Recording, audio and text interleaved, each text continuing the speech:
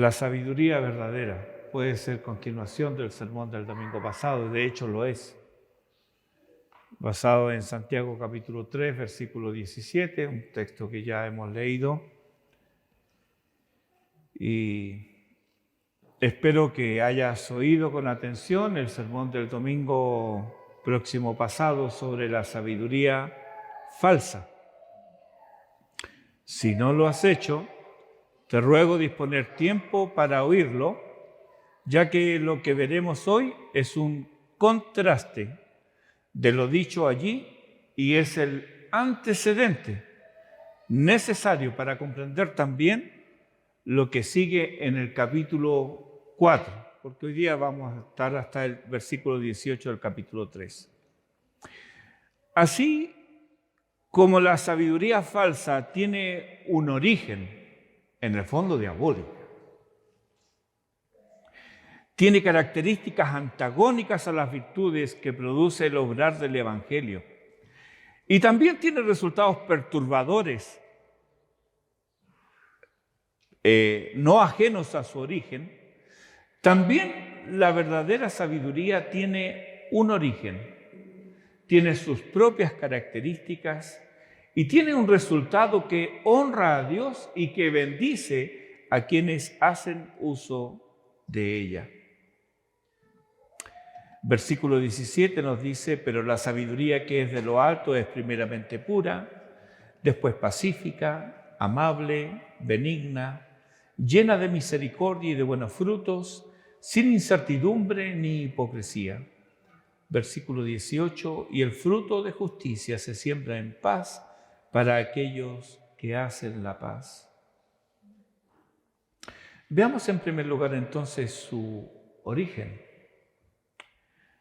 Dice: pero la sabiduría que es de lo alto. Notemos que esta sabiduría no es aprendida, es algo que desciende, es algo que fluye de arriba tal cual, desciende de Dios, porque es propia de Dios. El Salmo 51:6 dice: he aquí, tú amas la verdad en lo íntimo y en lo secreto me has hecho comprender sabiduría. Y en Proverbios 2:6 dice: porque Jehová da la sabiduría y de su boca viene el conocimiento y la inteligencia. En el capítulo 1 de Santiago, en el versículo 17, ya nos ha dicho que toda buena dádiva y todo don perfecto desciende de lo alto, desciende del Padre. Así, la sabiduría es uno de esos preciosos dones. Esta sabiduría no la encontramos en nosotros. Esta sabiduría no viene de nosotros. No la adquirimos de otros, ni es acumulada por los años y no tiene comparación con la sabiduría que viene de los demonios. Es algo completamente distinto. Esta sabiduría viene de Dios y se manifiesta en el hombre por medio del Espíritu de Dios. Veamos algunos textos. Génesis 41:38. Aquí alguien ajeno al pueblo de Dios, el faraón, dice: ¿acaso hallaremos a otro hombre como este? Se están refiriendo a José, en quien esté el Espíritu de Dios. ¿Por qué decía eso? Porque él hablaba de una manera que era: tienes toda la razón. Es como cuando alguien nos dice algo de repente y uno piensa: ¿y cómo no se me ocurrió? Bueno, esa es una comparación un tanto débil, porque la sabiduría de la cual estamos hablando es algo que viene de Dios.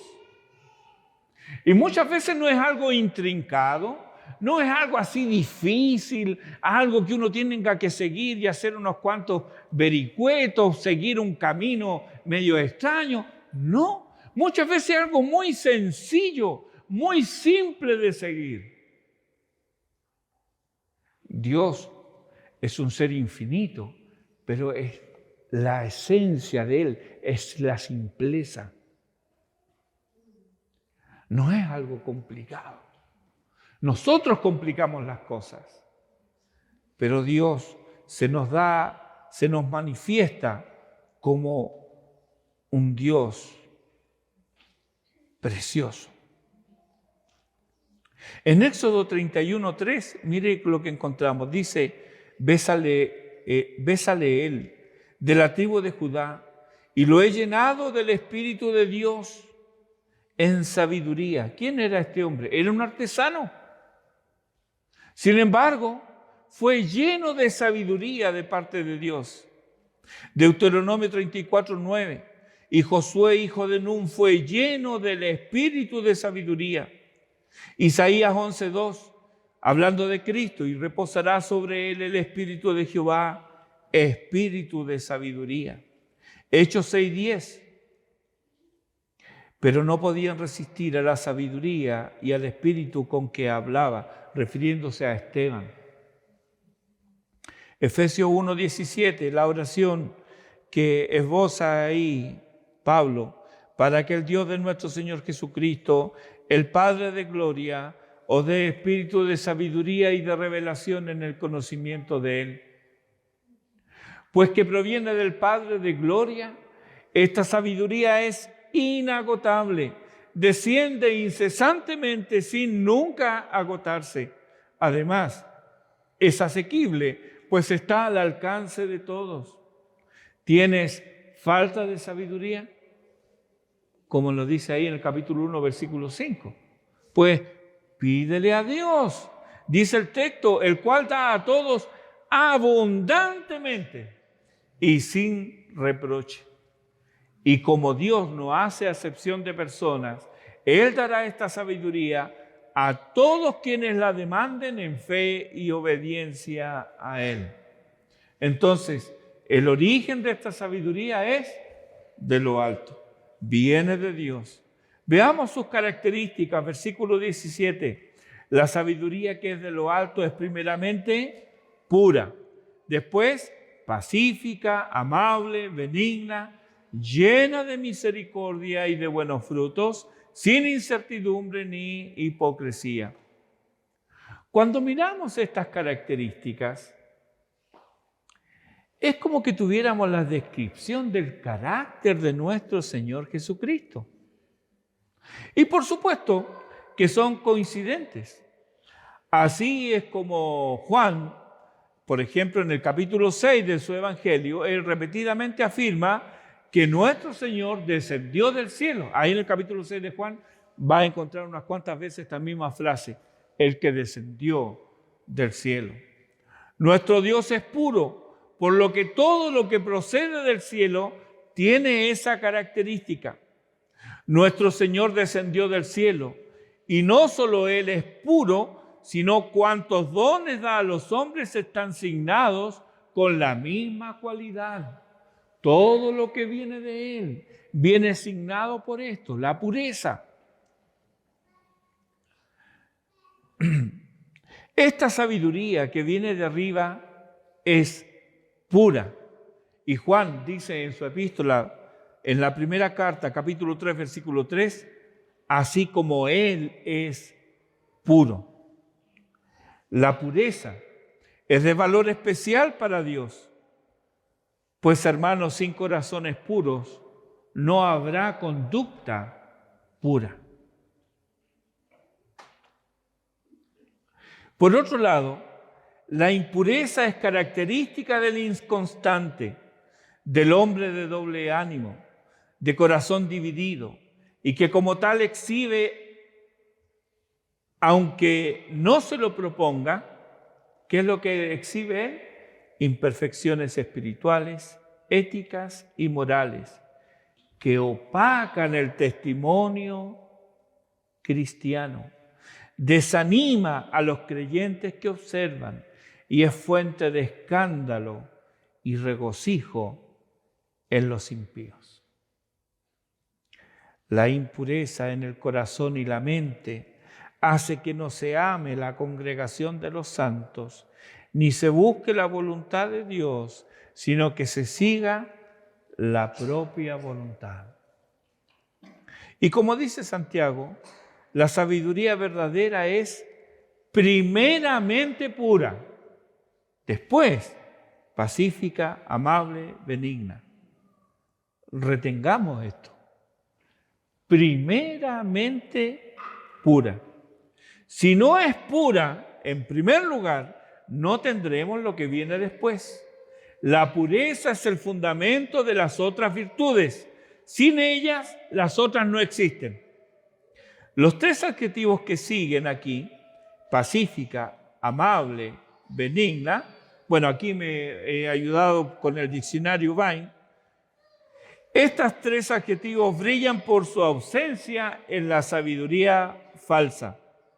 Allá, en la sabiduría falsa, hay amargura, hay envidia, hay ambición egoísta. Aquí, en la sabiduría verdadera, hay personas dispuestas a ceder sus derechos, a cuidar a los demás y a aprender y sujetarse a otros. La sabiduría verdadera es pacífica y en todos sus frutos promueve la paz entre los hombres. Proverbios 3:17 dice: sus caminos son caminos deleitosos y todas sus veredas paz. ¿Será casualidad que es parte del fruto del Espíritu? Es pacífica porque es mansa y razonable, nunca impositiva. Quien está en posesión de esta virtud no solo prefiere ser apacible, sino que hará lo posible para ser agente de paz entre sus hermanos. Él nos va a contribuir a tensionar una situación. No. También nos dice Santiago que es amable. Este es el otro adjetivo que sigue aquí en el texto. Se traduce de la misma manera en 1 Timoteo 3:3, pero aquí está en contraste con pendenciero. En Tito 3:2 está asociado con mansedumbre. En Filipenses 4:5 se ha traducido como gentileza. Y en 1 Pedro 2:18 se ha traducido como afable. Estas palabras nos dan la idea de alguien equitativo, justo, moderado, paciente, no insistente en la letra de la ley y que no abusa de su posición, sino que atiende razones. Es razonable, sabe perdonar y sabe cuándo hacer concesiones y cuándo no hacer uso de sus derechos. Ser amable, entonces, es asemejarnos a Dios, ya que Él es así con sus hijos. Él es así con nosotros. El otro calificativo de esta sabiduría es benigna, es decir, dócil, dispuesto a ser persuadido, dispuesto a la obediencia, dispuesto a obedecer las normas legales y morales en la vida ordinaria. No indica esto falta de convicciones o credulidad o ser acomodaticio, sino apunta a ser conciliador con otro cuando no están en juego principios vitales del Evangelio. Como lo muestra Pablo ahí en 1 Corintios 9:22, dice Pablo: me he hecho débil a los débiles para ganar a los débiles, a todos me he hecho de todo para que de todos modos salve a algunos. Esta sabiduría, tan rica en virtudes, también es llena de misericordia y de buenos frutos. La misericordia no era muy bien vista en esa época, pues se emparentaba con la compasión y para muchos esto era un signo de debilidad. A lo más se mostraba a alguien que había padecido alguna injusticia y eso era lo más que se podía esperar. Pero en términos bíblicos, aún en el Antiguo Testamento, el modelo a seguir es el trato de Dios con los hombres.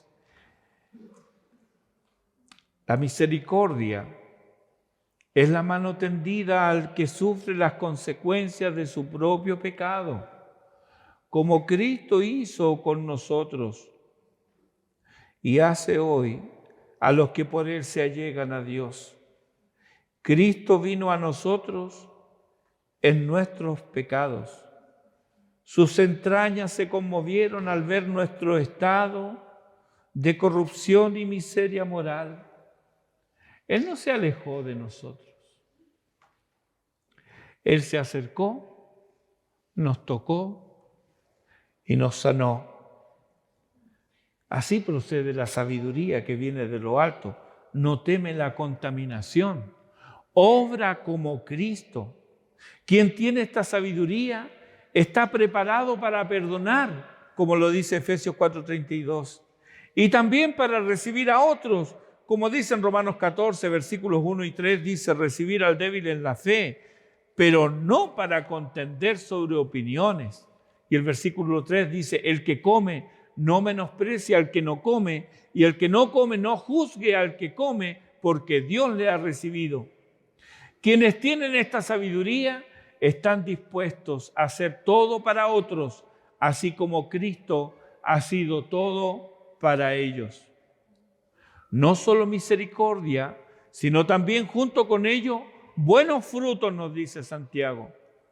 Estos son frutos excelentes, distinguidos, útiles, saludables, algo fuera de lo ordinario que es beneficioso moral y espiritualmente. La otra sabiduría da frutos amargos, nocivos, inútiles. Esta sabiduría que desciende de lo alto da frutos deleitosos, saludables, que no provienen de quien la ejerce, sino que proviene de nuestro Padre Celestial, por lo que la alabanza es siempre a Él y nunca será motivo de jactancia en quien se manifiesta, ni será algo que merece el que se beneficia. De misericordia y de buenos frutos lleno. Mira este contraste, hermano. En el capítulo 3, versículo 8, dice que la lengua está llena de veneno mortal. Aquí nos dice que esta sabiduría que desciende de lo alto es llena de misericordia y de buenos frutos. La palabra llena es la misma en ambos casos. Significa repleta. ¿Cuánta diferencia dependiendo de cuál sea la llenura? ¿Verdad? Y te pregunto, ¿esto es algo que se pueda disimular? Muchas cosas se pueden falsificar. Y Satanás es experto en falsificar experiencias humanas. Eso él lo puede falsificar, pero no puede falsificar esta llenura de buenos frutos. No puedes falsificar algo que no tienes. Puedes llamar Señor, Señor. Puedes hablar como si fueras un querubín que recién bajó del tercer cielo. Puedes cantar y emocionarte. Puedes llorar por remordimiento de conciencia. Puedes leer y estudiar. Puedes sacrificarte y esforzarte. Y puedes llegar a creer que no hay otro cristiano como tú tan entregado y fiel. Y sin embargo, obrar siempre con esa falsa sabiduría que evidencian los celos amargos y la contención, la ambición egoísta que solo busca el reconocimiento. Esa es la carne que pretendiendo servir al Señor. Ese es el servicio carnal e interesado, no en la gloria de Dios, sino en la propia gloria. ¿Hay algo de esto en tu servicio? ¿Buscas el aplauso, el reconocimiento, la admiración de otros por lo que haces? ¿Te sientes mal? ¿Te afecta que no reconozcan tu sacrificio y esfuerzo? Cuando tú das, ¿lo haces con gozo y gratitud o sacas cuentas? Cuando tomas decisiones, ¿cuál es tu guía? ¿Cómo es que tomas decisiones? cuando es la sabiduría del mundo la que ejerce su influencia en el creyente, le quita a éste toda certidumbre y lo convierte en un hipócrita. Santiago nos dice que esta sabiduría que viene de lo alto es sin incertidumbre ni hipocresía. La expresión sin incertidumbre es una sola palabra, pero es compuesta. Viene a ser sin doblez. Esta sabiduría verdadera te afianza con convicciones firmes mientras te hace avanzar en una sola dirección. No es que te convierta en un obtuso partidista, sino que eres íntegro y sincero en tus opiniones y actos. En cambio, quienes se mueven y son impulsados por la sabiduría carnal, siempre están aprendiendo y nunca pueden llegar al conocimiento de la verdad. Oyen una y otra vez lo mismo, pero no adquieren certezas, viven con dudas y su vida espiritual se confunde con su sentir emocional. No hay estabilidad en ellos. Como se guían por sus emociones, hay días que se sienten tan cerca de Dios como un serafín y derrochan confianza, pero al día siguiente se sienten como gusanos que se arrastran en el estiércol. Ni lo uno ni lo otro es verdad. Ni lo uno ni lo otro es realidad, pero así se sienten. Son inútiles en la obra de Dios, pues son llevados de aquí para allá, no tienen ningún arraigo. No puedes confiar en ellos. Se dan cuenta ellos entonces de que están actuando de esta manera, entonces comienzan a fingir, no dudan en hacerlo. Y así se convierten en actores consumados. Y ahí tenemos un hipócrita. Dice lo que no siente, hace lo que no cree, pide lo que no necesita. Ve al hipócrita fingiendo piedad. Él pide que oren por él, para que Dios le dé sabiduría y lo guíe, cuando lo que necesita pedir es: hermanos, oren para que Dios me dé arrepentimiento, porque me ha apartado del camino. Y este es el camino que ya ha tomado en su corazón. Pero él no pide eso. Él pide sabiduría. ¿Nos hemos encontrado haciendo eso? Ayúdame a orar por una decisión que tengo que tomar. Mentira, ya tomó la decisión. Ya está metida en su corazón y va a hacer lo que se ha propuesto. Lo demás es una farsa, es una hipocresía. No está haciendo uso de la sabiduría divina. No está esperando en el Señor. Dice que quiere hacer la voluntad de Dios, pero ya direccionó su nave al puerto de la voluntad propia. Lo que dice no es lo que hace. No, hermanos, la sabiduría verdadera es sin incertidumbre ni hipocresía. Lo que piensa, basado en lo que Dios habla a su corazón, en lo que Dios trata con él. Aunque muchas veces pueda decir: pero no veo cómo, pero voy a creer en ti. Voy a creer en ti. El otro, con la sabiduría carnal, ¿qué va a hacer? Va a hacer que las cosas resulten. Va a hablar por aquí y por allá. Va a buscar este y este otro atajo. Y después va a decir: bueno, el Señor abrió puertas. No.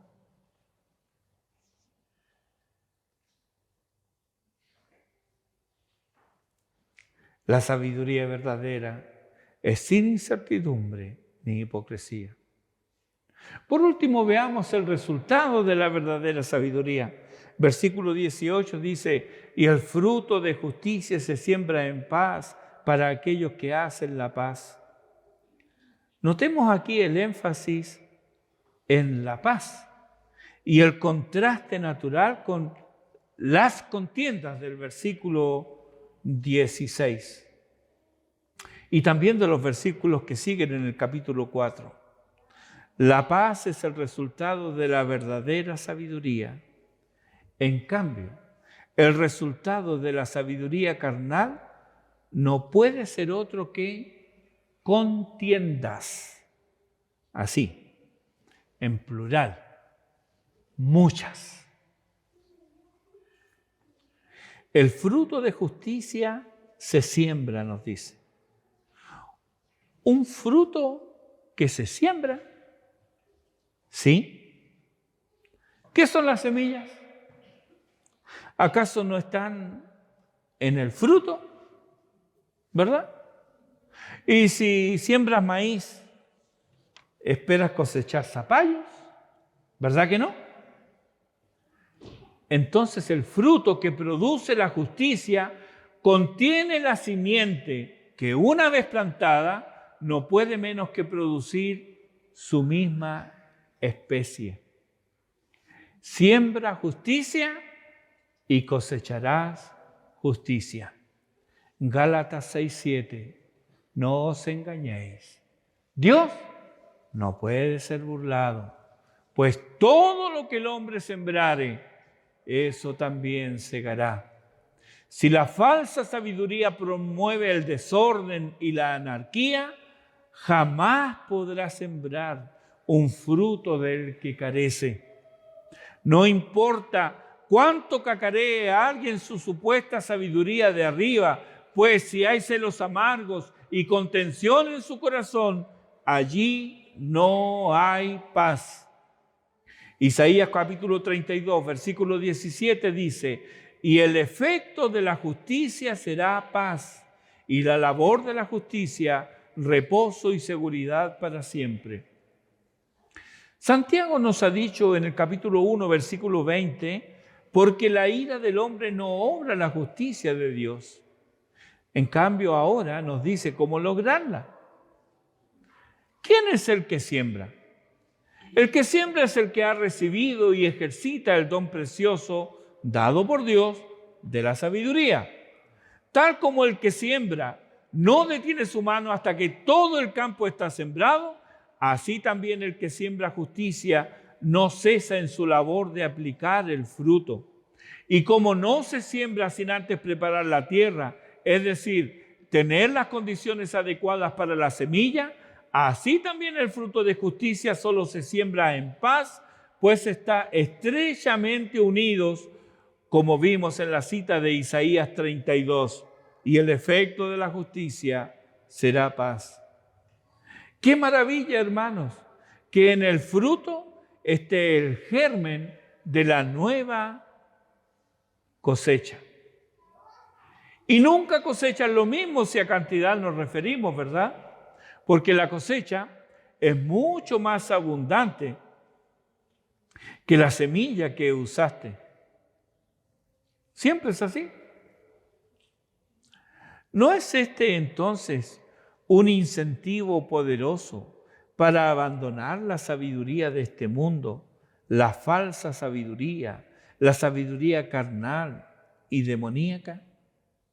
Porque si sus frutos son, como nos dice el versículo 16, celos y contención, perturbación y toda obra perversa, ¿acaso queremos sembrar esas cosas? ¿Verdad que no? Hermanos, sembremos en paz el fruto de justicia. Abandonemos esa pseudo sabiduría. Arrepintámonos de corazón de haber cedido a la tentación de usar esa sabiduría adquirida, llena de viveza, esa sabiduría que es calculadora, que es rastrera. Termina diciendo Santiago, para aquellos que hacen la paz. O sea, estos que trabajan sembrando la paz, gozan de los resultados de su labor. Segunda Timoteo, capítulo 2, versículo 6, el apóstol le dice a Timoteo, el labrador, para participar de los frutos, debe trabajar primero. Este gozar, este celebrar, este participar es la fiesta al final de la cosecha. No conozco pueblo que no tenga su fiesta de cosecha establecida. Obviamente los pueblos que se dedican a la agricultura, ¿no? Llega el momento de la cosecha y tienen su fiesta de la cosecha. Allí donde se trabaja cultivando la tierra, allí hay fiesta en la cosecha. Casi diríamos que es natural agradecer a Dios por tanta bendición. Los paganos, en su ignorancia supersticiosa, lo hacen a sus ídolos, pero el pueblo de Dios se goza en su Dios. Y esta es una de las 3 fiestas solemnes celebradas en Israel, la fiesta de las cosechas. Era un tiempo de alegría, de gozo, de contentamiento, era un tiempo de abundancia. Y también ahí se celebraba que Dios había dado su ley en el monte Sinaí. Fue para el tiempo de esta fiesta que descendió el Espíritu de Dios sobre toda carne en Jerusalén en Pentecostés. Desde ahí en más, el pueblo de Dios vive en abundancia permanente, en gozo y alegría, pues este tiempo es el tiempo de cosecha. Sin embargo, todavía hay que sembrar. Pero mientras se siembra, hay cosecha. Amós capítulo 9, versículo 13 dice: he aquí vienen días, dice Jehová, en que el que ara alcanzará al segador, y el pisador de las uvas al que lleve la simiente, y los montes destilarán mosto, y todos los collados se derretirán. La imagen aquí es que la tierra dará unas cosechas tan abundantes que los agricultores apenas darán abasto a su labor de tanta abundancia. Imagínense, alguien que está sembrando alcanza al que está cosechando al final del campo. Nunca hemos visto algo así. Pero esos son los días que vienen. Y esos son los días que vivimos en el Señor. Desde el momento que descendió el Espíritu Santo a la iglesia, sembramos, pero también cosechamos. Eso es lo que nos está hablando Amós aquí. Tan pronto se corta una cosecha, se plantó otra a la vez que se segará la primera. Tal tiempo de abundancia la tierra no ha conocido, pero que desde que vino Dios a morar entre nosotros, este es un tiempo de siembra y de cosecha. ¿Será que Santiago no puede menos que recordar las palabras de Jesús en las bienaventuranzas? Dice: bienaventurados los que tienen hambre y sed de justicia, porque ellos serán saciados. Bienaventurados los misericordiosos, porque ellos alcanzarán misericordia. Bienaventurados los de limpio corazón, porque ellos verán a Dios. Bienaventurados los pacificadores, porque ellos serán llamados hijos de Dios. En Mateo 5, del 6 al 9. Los que siembran, cosechan. Santiago 3:18 nos dice: y el fruto de justicia se siembra en paz para aquellos que hacen la paz. Esta es la idea detrás de un himno antiguo. Si siembras de flores tu campo, por sendas de flores irás. Si abrojos esparce tu mano, lo que siembre, también segarás. Si esparces doquier bendiciones, bendito doquiera serás. Si engaño tu boca compone, lo que siembres, también segarás. Si siembras la misericordia, piedad para ti lograrás. Si a nadie tu vida perdona, lo que siembres, también segarás. Aquí cabe preguntarnos entonces, ¿qué y cómo estamos sembrando? Porque no se trata solo de cosechar, se trata de sembrar. ¿Qué estamos sembrando? ¿Cómo lo estamos sembrando? La siembra es a veces costosa, dolorosa. En el Salmo 126, versículo 6 dice: irá andando y llorando el que lleva la preciosa semilla, mas volverá a venir con regocijo, trayendo sus gavillas. Vivimos en un mundo que dice buscar la justicia, pero procede con injusticia. Dice anhelar la paz, pero sus caminos son caminos de violencia. La verdad es que ellos no pueden hacer otra cosa, porque están en oscuridad, tienen sus mentes entenebrecidas y obran alentados por el príncipe de las tinieblas. Pero tú y yo, que vivimos antes en tinieblas bajo la potestad del maligno y de ahí nos rescató Jesucristo, ¿hemos de vivir de igual manera? ¿Hemos de hacer uso de las mismas herramientas de quienes no conocen al Señor? ¿Acaso nuestro Señor y Rey no es el príncipe de paz? Porque un niño nos es nacido, hijo nos es dado, y el principado sobre su hombro, y se llamará su nombre admirable, consejero, Dios fuerte, Padre eterno, príncipe de paz. Este es el Rey que vino y vendrá, Jesucristo.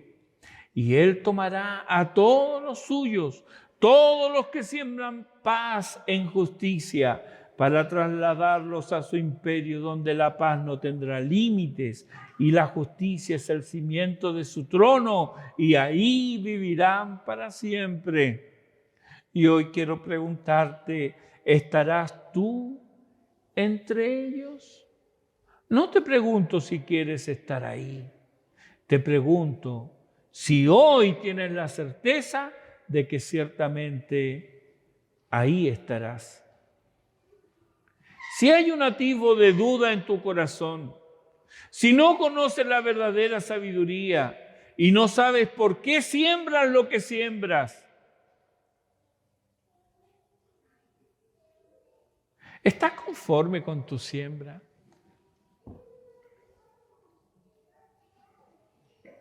¿Qué ha resultado de la siembra que estás haciendo? ¿Estás conforme? No sabes por qué siembras. Si no lo sabes, deja todo y ven a Jesucristo. Nadie como Él, misericordioso y compasivo, lleno de gracia y amplio en perdonar. Todos cuantos han ido a Él han sido recibidos. En Él ha encontrado el sentido de la vida. Han hallado paz para sus almas inquietas. Han hallado el perdón de sus muchos pecados y la certeza de la vida eterna. Ah, querido, limpieza, paz y perdón. Cuánta dicha, ¿verdad? Y está ahí, en Jesucristo. Todo esto lo encontrarás solo en Jesucristo. ¿Vendrás? Que Dios bendiga nuestras almas. Amén.